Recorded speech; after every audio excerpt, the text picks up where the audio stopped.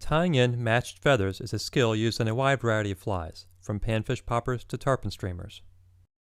Feathers can be tied in married, with the curves pointed to the center, or opposed, with the feathers curving out and away from the center. Married feathers form a single tail or wing, while feathers that are opposed stick out to either side. Married feathers are easier to get right and are what we cover in this video. Tying in matched feathers starts with selecting feathers that can be matched. Select 2 feathers for one side and 2 for the other.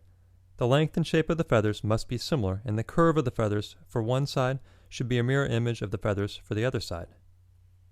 It's easier to select matching feathers if you are using a full saddle or neck. Just pull a couple feathers from the same place on both sides of the skin. It's a little more difficult if you're using strung feathers. Pull the feathers out of the package and stretch them out. The feathers on one side should curve a different direction than those on the other side. Find some that are close.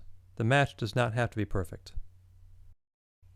Once you've got your feathers, you'll need to prepare them for tying in. Take the feathers you plan to tie in on the close side and match them up, starting with the tips.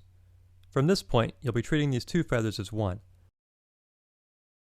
Decide where your tie-in point will be, then pinch just behind it with your materials hand and use your thread hand to stroke the barbs right in front of the tie-in point towards the front of the hook, exposing the quill right at the tie-in point. Trim both feathers together, leaving around 1/4 inch or 2/3 of the hook gap past the tie-in point. Either strip off the barbs past the tie-in point or cut them off. I prefer to cut them, leaving a little bit of stubble behind. This will help lock the feathers in place when you tie them in. Use the pinch to tie the first pair of feathers in on top of the hook shank. Rotating them slightly towards you will help offset their tendency to roll away when you tighten the thread.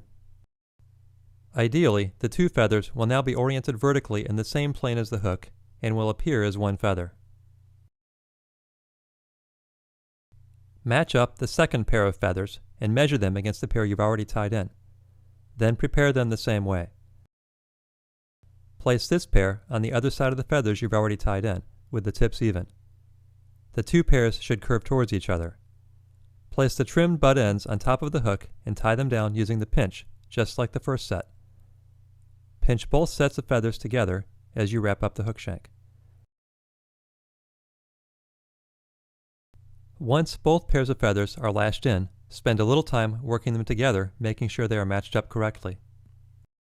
If you've done everything right, the 4 feathers should appear as one matched tail or wing extending off the back end of the hook.